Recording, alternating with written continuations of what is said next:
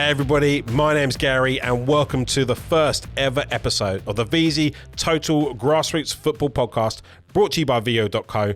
We are a brand new podcast over the airwaves and we are all about a knowledge share, right? Over the next weeks and months, we have got a whole raft of guests talking about their little corner of community grassroots football.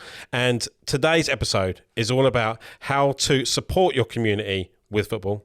And who better than to talk about this than Ben Rosser from the Pythian Club. Ben, how are you? I'm fine, thank you. How are you, Gary? Oh, good, thank you, buddy.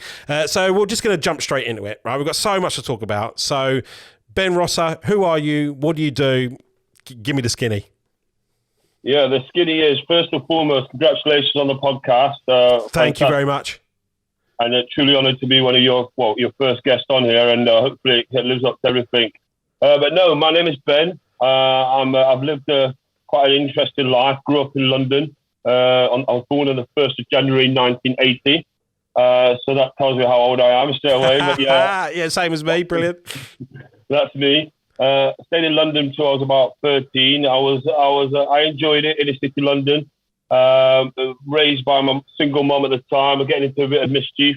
Went to South Africa, basically. It was a bit of a crazy kind of change of direction from London to South Africa. And that's due to the fact that my mum met my future stepdad, who raised me up, and he was from Africa. And right. So we went back to his homeland. How long were you back out there for? I was there for about 7 years. It really showed me the meaning of, life, humbleness when it comes to people's upbringings and how people walk through struggles and stuff like that. So it's really interesting. Yeah. Okay. Cool. And main profession throughout life? I think you're a copper. Is that right? Yeah. So I came back to UK when I was about 19, 20. And yeah, I wanted to be a police officer. I wanted to help my community. Obviously, we've been through a situation with the police before where we felt disproportionately kind of targeted or focused on. And I kind of wanted to address that by being a police officer and showing my community that there are going to be officers out there to help you. And we were successfully able to do that for 10 years. Oh, I mean, that's great. My wife's a nurse, right? And I always believe that there is a certain person or you become a policeman, a nurse, a doctor for a specific reason, right? You don't do it because you love the wages, right? You do it because there is like this thread through you that you absolutely love something about that, right? Giving back. And specifically, I think for you, it's about giving back to the community and highlighting kind of, the community around you. Is that right? Yeah, absolutely. Because obviously, as you know, the salaries in those kind of professions aren't the biggest. Yeah. And yeah, you've definitely got to have that kind of, that humanity kind of side of you when it comes to your personality to help other people, because in our communities, especially what we're seeing now, we need people out there helping our communities and helping each other. So it's nurses, police officers, or just the normal Joe Blogs on the street. We need to come together at this time of need. Yeah. And I think obviously that thread inside you leans towards the Pythian Club, right? So give me, if the listeners don't know, give me a rundown on who, what, why, where, when, the Pythian Club. So it's the Pythian Club, founded by myself about 6 years ago when I left the police force. All by yourself? Yeah, all by myself. Initially I started with football, because obviously that was my background. Yeah. And I just saw in the police, that's why I left the police, that young people just get involved in trouble, and the police, as much as they wanted to try and do positive stuff, that the rug had been pulled underneath them by a lot of the cuts that happened across our communities. So it's quite reactive. So the Pythian Club was quite proactive, and it initially started with football. So that's the who. When, like I say, about 6 years ago. Why? Because I was sick and tired of our young people getting arrested, getting involved going down the wrong path, and getting involved in negativity and things that are just not going to lead well for them. So that's kind of why. And what is the Pythian Club? What do you actually do? So basically, the Pythian Club is about a family. It's about us coming together through sport, through music, through dance, through opportunities to really progress people's lives in a positive direction. We're about role models. We're about leaders, young people leading the way. And we're really proud to have really supported and them supported us as well on a fantastic journey. But there's a lot more work to be done, especially during this post-COVID time. Yeah, absolutely. And give me some examples, specifically around football. What are you doing? What is the Pythian Club doing? Is it basically, are you a team, or do you put on matches, or is it a youth club, for want of a better phrase? Like, what do you specifically do? So great question. So basically, we run community sessions across the week. So we run about 9 free community sessions across the week, which range from football, boxing, music and dance, all underpinned by mentoring and leadership. And from there, we've got a spin-off where we've got a Pythian Football Academy, where young people from the ages of 6 to 12 come down and get involved in excellent coaching by a UEFA qualified coach. Oh, that's great. Oh, yeah, so fantastic. And it's then building into what we have actually got, is we've got a team as well. So we've got Pythian FC with some junior teams and some senior teams. So obviously it's a pathway for young people from our community sessions to get involved in proper registered football, and that's obviously a quality standard. Yeah. We've got our own pitches, own ground. And you mentioned like boxing, art and dance, but why football? Well, football is something that obviously, again, as we all know, brings people together. I would say the majority of young people, boys and girls, enjoy playing football or watching football. And it's just one of those common kind of denominators that really bring people together. So football is definitely something that needs to be on the menu. And obviously my background's football, so I just thought it'd be really, really good, and it's worked. And how have you seen the uptake? Is it you know, I'm assuming it's in and around your local area, right? Yeah, we work across about 5-6 different areas of Nottingham, plus in the county as well. So it's worked really well. Obviously, we still see a lot of young people falling down the perils of knife crime, of drugs, antisocial behaviour. Yeah. But we'll continue to provide opportunities and activities that will capture the hearts and minds. But we just have to understand it's a process. We can't help everybody, but we definitely do our best. Yeah, absolutely. And what are the clubs around you? How are their involvement? What's your local FA? What's your county FA? So Nottinghamshire FA, they've been really helpful. They help National FA as well, because we actually won the Nottinghamshire and National FA Project of the Year, which is a fantastic award to win nationally as well, like I say. And that just shows that we've got a great team of people doing things right for the community, working together. Local clubs are behind us as well, because obviously with being in the league as well, you like to try and work together with other grassroots clubs as well. Yeah.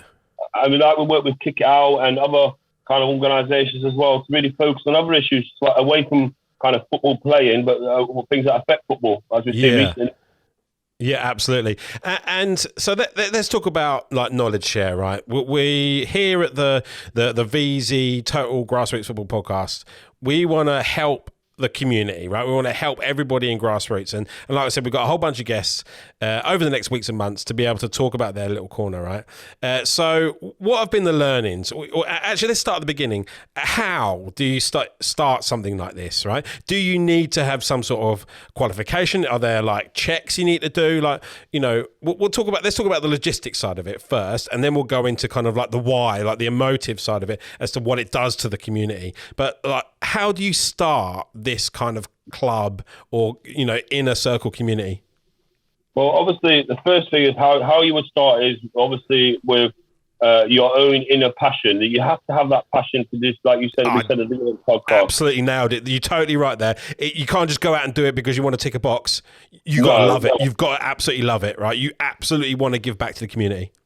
Yeah, it's one of those kind of jobs as well that is more fulfilling when it comes to your heart and your soul and that kind of thing. It's not going to necessarily be financially rewarding, but it's definitely be soulfully rewarding for yourself, your family, and those around you, because you can see how many people you can help through sport and through other things. So that's definitely the payoff for that. Yes, you've got to have, obviously, ideally, you've got to have a kind of a coaching badge. And when it comes to coaching, so it enables you to just at least know a bit about coaching. Yes, you may know from playing football yourself and whatnot about football and coaching, but it's always good when it comes to recognition that you've got a kind of coaching badge around you, or you get someone into your team that has got a coaching badge, so it doesn't necessarily have to be yourself. And yes, you all know about DBSs and CRBs, whatever. Absolutely. And what about the personnel side of it, right? So absolutely, it's great to have all this mind, body and soul stuff, bringing it together, but it can't be just you. You know, you got to have, I'm assuming, volunteers. How do you get those people on board? Great question. So there's, thankfully, like in Nottingham and like a lot of cities, there's different volunteer outlets that you can publicise what you're doing, and people that want to volunteer, whether it be university graduates, whether it be people. Okay, great idea. They can apply. You generally meet people along your journey, people that you may know, family, friends that may want to help and join the journey with you. And what I found really useful when I started up was I had a couple of young people that were really, really enthusiastic. They wanted to help. They do the hard, the jobs like, help set up the pitch and stuff like that. Yes. While I made it to the register. So, and they've kind of grown with me as well. And we kind of empower them with coaching opportunities as well. Love it. So almost like your two ICs, right? Yeah, absolutely. Absolutely. Amazing. So, I mean, that's kind of like the logistics of it all, right? But I think, why? What's the success? Well, what do you see as success? What is happening in the community because of the Pythian Club? What can happen if other clubs or other, organisations like this start popping up around the country? Well, Gary, this is where it gets into quite a sensitive kind of situation because the voluntary sector, the community sector have been decimated for a while when it comes to funding and this, that and the other, which has really had their hands tied behind their backs when it comes to supporting people in the community. We've had youth clubs closed down, youth centres closed down. We've had the COVID kind of situation that's happened that's really killed people's livelihoods and families. We have to understand where we are at the moment. And if it wasn't for these kind of clubs and other great organisations, more young people are going to go through the wrong path and go down the wrong road. And we can't allow that to happen. But you see it quite a lot on the news about young people getting involved in stabbings and knife crime and antisocial behaviour. Look, we need to continue building and believing in these kind of organisations, supporting them, because it's really important. Really, it is getting to that situation where it's kind of life or death. So it's just really important that we keep pushing forward. Yeah, absolutely. And what do you see as success, right? Obviously, you're getting kids on board, playing the clubs, playing the games, but there's also obviously the byproduct that you're looking for is a reduction in crime. The reduction in kids getting, washed up in the bad crowd, right?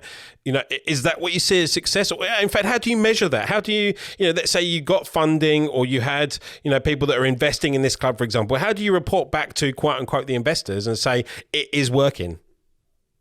A very good question. Again, when it comes to our investors, there's different kinds of parameters and monitoring that they want. Some investors invest because they want people, like you said, to not get involved in criminality. So can we get them involved in courses and coaching opportunities to empower their mind and take their mind off other things, and then from there get them into opportunities like jobs or courses.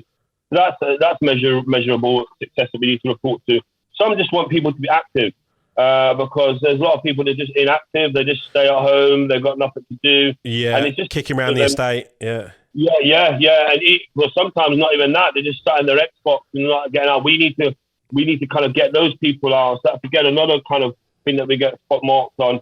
Those are generally the ones that we look at when it comes to behaviour, criminality, and also, like I say, inactivity is what we're kind of measured on when it comes to success. But it's really great because the Pythian Club have really got some great case studies of young people that have dropped out of school or college, and with our support for the boxing or football, the music, whatever else, we've got them back into the right track and rebuilt. And they've got, we've got a young lady called Shannon that dropped out of college when she was 17, and throughout 2 years, we've supported her. And now she's one of our young leaders, leading sessions in Woolerton and getting paid. That's the area of Nottingham, by the way. Yeah. And she's getting paid and she's qualified coach and a hair and beauty person. That is absolutely outstanding. And that is truly what you see as success, right? To be able to catch someone in that safety net and then progress them over a course of 2 years into qualifications, into earning money, into completely changing the path of that young individual, right? Absolutely, yeah. She's a fantastic young lady. We know her family really well. She's got a few other brothers and sisters that we've given out bikes to during COVID, because Pythian Club also have given out 170 bikes to young people. Wait. 170 bikes. I mean, firstly, that's amazing for any organisation, right? But how have you sourced 170 bikes? Like, are these brand new, or these kind of like donated by the people? You've gone through eBay? How's it happened? Majority of them are donated from people. However, we have got partnerships with the police and the council who have given us bikes that they've got stored. Right. But generally speaking, Gary, this started off with me just handing out 1 or 2 bikes from my shed at the community centre where we work from. Yeah. and then people just messaged me back saying, "Oh, thanks so much for the buy." And then next minute, we did a social media post to buy it, and then people started donating by it. So it just got into a situation where it just got kind of really snowballed, crazy. right? Yeah, it did. Yeah. I mean, that's amazing, and I think a lot of it. And you'll feel awkward me saying this. I think a lot of it is about you, or at least the hero, quote unquote, of that club or of that community, right? Because if you were quiet, if you were like, "Oh, we'll do this, quietly. Here's a bit of paperwork. There's 1 or 2 bikes," it probably wouldn't go so far. You'll probably only reach a small amount of people, right? But I think if you work on that personal brand, if you work on, being loud and hitting social, I think that is what helps the reach, right? Which leads to my next question. It's amazing hearing that you're able to get these kids and change their direction, right? It's amazing. Where do you find these kids? How do you get in front of these kids? And is there a better way of talking to them, or do you approach them over social, or do you go out and do talks at schools? Like how it's great setting up a club, but you got to have people that you need to help, right? How do you get in front of these people? Yeah, even today and yesterday we were at Academy today in front of 100 young people, and then the day before we were at primary school, and that was a completely different dynamic with youngsters about 9-year-old in front of them doing different presentations, to be honest.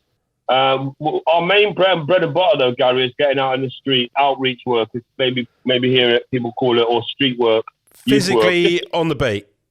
Yeah, basically doing that. Yeah, the bread and butter of any community work or community organisation is knowing your community and getting just out. like rocking up to a crowd of kids, Absolutely.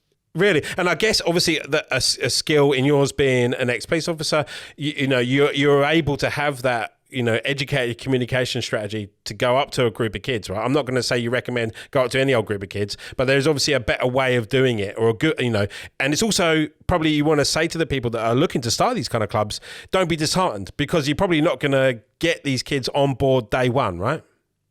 Yeah, you've got to be coming with something to say. So when you come up to that big group of kids, you better have something to say in your back pocket. Yeah.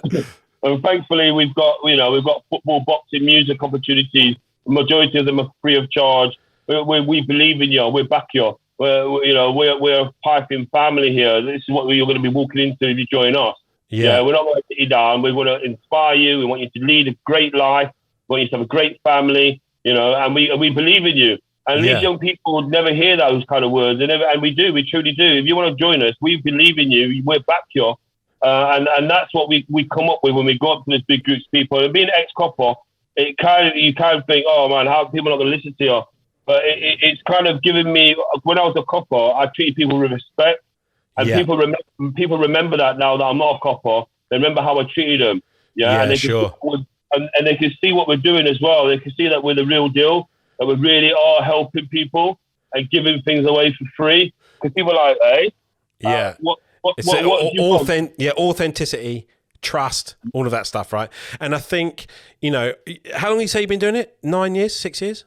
About 6 years, yeah. 6 years. So it can't all have been rosy, right? You would have definitely have come across a few challenges, right? Yeah, and I think it's important to highlight that, to say that it's not all going to be, you're not going to save every kid, right? I think it's important to talk about this. And what kind of challenges, or tell me about a challenge that you've had to overcome, because other people that are starting this kind of stuff are going to hit these challenges, right? And what I want to do is share this knowledge, so when they do come across this challenge, they're able to tackle it in the right way. Yeah, definitely. Two things. Firstly, when it comes to an organisation that you may have founded or set up, even if it's one you were going to join, especially if it's someone you set up and it's a small organisation, be careful who you let in your door. Yeah, because I've let in a few people that I thought were positive, that I thought had the heart for the young people and this, that, and the other, and they ended up taking a lot of money from me, and that was very unfortunate. That was a few years ago, and it was a situation that it really did hurt us. Yeah. But we put us on our knees. You know what I mean? So really quite hard out. Was it a bit touch and go with the club? It was touch and go. It was definitely touch and go with the club, because this person was very meticulous, very clever, very calculated. Right. Covered a lot of bases. and really put us in a bit of a sticky spot and put us on our knees. And like I say, I used to think to myself, that was when I was down, but that's not when I was down. That's when God came into our life and he said to us, look, you're rolling on a humble movement here with my backing. We are going to give you the strength to continue. And exactly what he did. He came into our lives again, reminded us that he's got our back, and he pulled us through that journey. And she must be wondering, even to this day, I know she is, how are they still not only survived that, what I did, but how are they now leading? How they grown? How are they doing that? That must bother her. Yeah. But anyway, enough of that. So that's number one. Be careful who you let in the door. And number two was, listen, you're going to have young people that unfortunately you do so much for, you do loads for, and it just might happen. And we've had it where they might still get involved in trouble. As long as you can look yourself in the mirror and know you've done the best you can, and you truly have, then you're not going to save everyone, as you said. But don't be disheartened. You'll save a lot more, though. You'll save a hell of a lot more. So we need your help. Please get involved. Yeah, sure. And I think from an individual perspective, right, I think you need to persevere. Like you said, you've really got to break through those bad times because there is going to be good stuff, right? And I think you also need to be mentally resilient.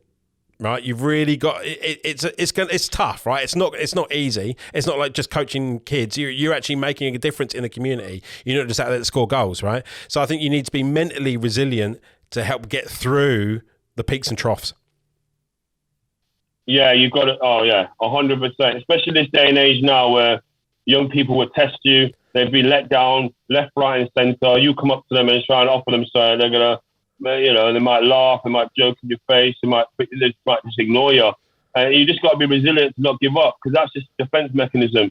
That's just them letting you know that they've been told this 100 times and it never comes to fruition. They'll be let down. You probably maybe in their own household. Because that's another thing that our families, another thing that we need to, even myself as a dad, we need to do more. Our families, you need to look at yourself in the mirror. Where's your kids? Yeah, because you could blame the system, all the social media and all this stuff. But you could look at, me as a dad, I'm not just talking about other people, I'm talking about myself as well. I need to understand all responsibilities. Educate your kids. Make sure your kids know what to do, what's right from wrong. Yeah, keep them active in a positive way. Where's your kid at 10 o'clock at night? Sorry, I know I'm going on a bit now, but this is where we are. No, that's right.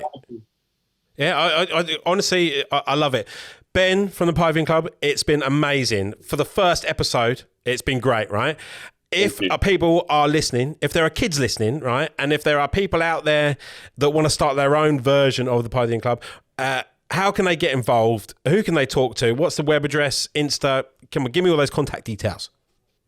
Thank you very much, Gary. So obviously, just for the Pythian Club, it's obviously just at the Pythian Club on all different platforms. So find us on that.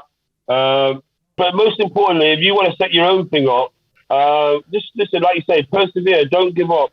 It's definitely something that's really needed at the moment in our community. So please look down that path. You've definitely got the skill set. Even if you haven't got a coaching badge, if you've got the passion and the heart to do it, that's what you need. And then you can get the coaching badge along the way. Yeah, but if you've got the heart to help others, we need you, because all of our young people are lost, and they need people like yourselves to try and find the place where they're supposed to be. So the Pythian Club will be there to support you, but there's other great organisations across the country as well. So thank you so much to Vesey. I think you're doing amazing stuff. Thank you very much, Ben, for being a part of the Vesey Total Grassroots Football Podcast. And obviously a shout out to our partner, Veo.co. Listeners, thanks very much for tuning in. This has been probably the best grassroots podcast over the airwaves. Spotify, Google, Apple, get it where you can. Thanks very much for listening, and we will see you next week. Cheers.